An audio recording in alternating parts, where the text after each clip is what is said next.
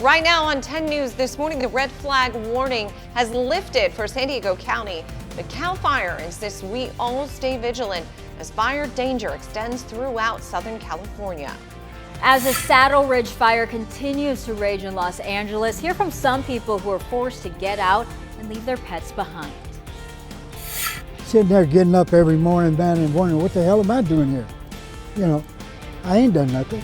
A man convicted in a 1986 murder walking free from Donovan State Prison. How investigators were able to prove his innocence decades later. 10 News this morning starts right now.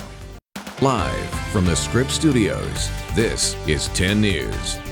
It is Saturday, October 12th. Good morning. I'm Melissa Messia. I'm Mary McKenzie. We're glad you're here with us as we start the 6 o'clock hour on the dot. So you're saying the winds are dying down, but Yes. It still doesn't change a lot of things about this fire risk that we're under now. Yeah, you know, it's still going to be warm and it's still going to be dry. The good thing is that the winds have calmed down. We're currently at 56 degrees in downtown. We're going to see the sunrise, glimmers of it a little bit later on this hour. You can see our current wind gusts along the coast, no issue at all.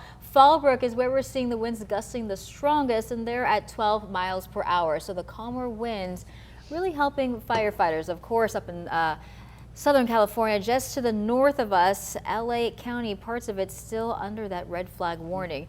We are going to be in the upper 70s by this afternoon along the coast. Here at home, inland valleys will be in the low 80s by 2 p.m. and then mid 70s by 6 o'clock tonight. And we are beginning with some breaking news this hour. 4 people are dead, 3 others wounded in a shooting that happened in Brooklyn. It happened shortly before 7 a.m. local time. Police received a call inside the club. Those killed are all men, according to WABC. This is a photo here from the scene. 2 guns have been recovered at the scene, but no arrests have been made just yet. Investigators say this stemmed from a dispute at the club. It's a developing story we're going to continue to follow here on 10 News. Here at home, the red flag warning has ended for San Diego County. As I mentioned, local fire crews, though, are still very much on high alert. Absolutely. 10 News reporter Natay Holmes joins us live from Ramona. And Natay, CAL FIRE keeping an eye on those dry conditions, and they're on standby as those other fires burn just to the north of us. That's right. CAL FIRE has multiple aircrafts on standby, ready to go in case they are needed. We are at the Air Attack base here in Ramona, and as I said, they have those aircrafts on standby in case any fire may spark here in the county, as well as sending those resources to other counties like in Riverside and LA counties where those fires are growing, and fire crews are working to put those out as we speak. Now, the first major wind event is over, but CAL FIRE predicts that there will be more this season. Even though we'll see a little bit of a break once this red flag warning goes away, that doesn't mean that the threat is over. The winds will die down a little bit, the relative humidity is going to go up a little bit, but these fires will still be able to make good runs. Now, there are currently 15 engines stationed around the state helping others with fires, but so far none have been sent to LA.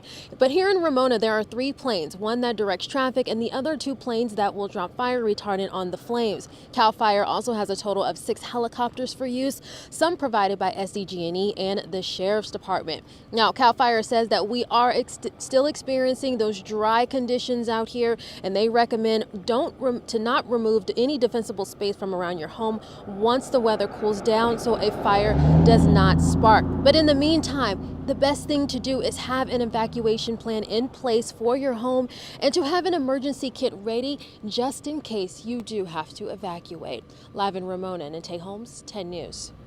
All right, Natay, and worth mentioning, 2 major wildfires continue to burn to our north. Mel mentioned them, one in Riverside County, the other in LA County. They've killed 2 people and burned dozens of structures. Santa Ana winds, of course, spreading the flames quickly. You can see homes destroyed here. Families have had to scramble to evacuate, facing a nightmare also out on the roads.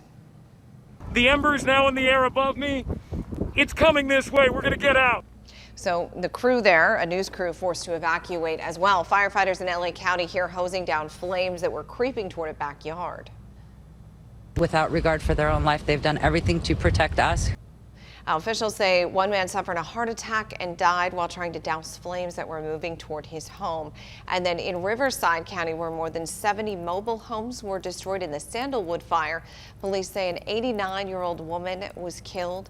Police saying that started with this burning trash that was in this truck. The driver then dumped that trash, igniting the dry grass alongside the road. Now, at last update, the Saddle Ridge fire, that's the one burning in LA County. It has burned more than 7,500 acres. It's at 13% containment right now. San Diego, again, currently out of the red flag warning, but LA County has extended its warning through this evening. Some evacuees in the LA area were able to go back to their homes with a police escort to spend about 5 minutes to grab a few necessities. Debbie Lang says she had just enough time to get her dogs, but she had to leave her birds and tortoise behind. She's just hoping they're okay. Not my first rodeo, unfortunately. 2008, I lost my home there. Lost everything I owned there, but I was, again, very fortunate to have enough time to get all my animals out then. Some evacuees were able to enjoy dinner in their own homes last night, but others were fed by World Central Kitchen. That's celebrity chef Jose Andres' facility. His team cooked meals for evacuees at several Red Cross locations. Today, power will be back on for 98% of the 2 million people in the state who were part of the shutoffs for wildfire risks. Here at home, hundreds of people in the East County got their power back on last night. Misty Knight says she was able to prepare for this power shutoff. She stocked up on water and dog food, hoping that whatever was in her fridge wouldn't go bad during the 22 hours she was without power. But she said she was happy to comply to help. To prevent wildfire, sure. Yeah, I'll do anything to help them. Meantime, some store owners we talked to were frustrated by the power shutoff, saying that they were losing business and in some cases some of their product as well. Now we have a list of the 4 steps that you can take to make sure that you and your home are prepared for a wildfire. You can find that list at 10news.com. Right on our website, just click on the red button. At 6:07, an Encinitas woman's boyfriend is now in jail for murder. Sabrina Lukowski was found by detectives on October 8th. She'd been missing for days before a neighbor reported a smell coming from a building behind the main house. Her family and friends had been urging investigators to look into her boyfriend, Henry Simon Cowan, after she was found dead at the house they shared. Authorities haven't said how she was killed. Cowan was taken into custody in Riverside yesterday. He does have a previous criminal record and is now in jail without bail. A man convicted of a 1986 murder in Monterey County walked out of Donovan State Prison yesterday morning. Investigators and lawyers from the Northern California Innocence Project started working on Jack Sagan's case back in 2002. They proved that the DNA found underneath the victim's fingernails in the case did not match Sagan's. Sagan said being in prison for nearly 34 years, knowing he was innocent the whole time, is heartbreaking. Even brought tears to my eyes a few times. You know, I ain't ashamed to admit that. You know, sitting there getting up every morning, man, and wondering, what the hell am I doing here? You know, I ain't done nothing. The 73-year-old said he plans now to live a quiet life in Arizona with his sister. We are now into day 4 of Turkey's military offensive against Kurdish forces in Syria. The battle turning deadly on both sides, displacing thousands of people. This all came right after President Trump pulled thousands of U.S. troops out of Syria. Dozens lined the streets in downtown San Diego yesterday, protesting the president's move. To stand in solidarity with these people, because that's what America's about. That's what the America that I love is about. That's the America that I served in the Navy for.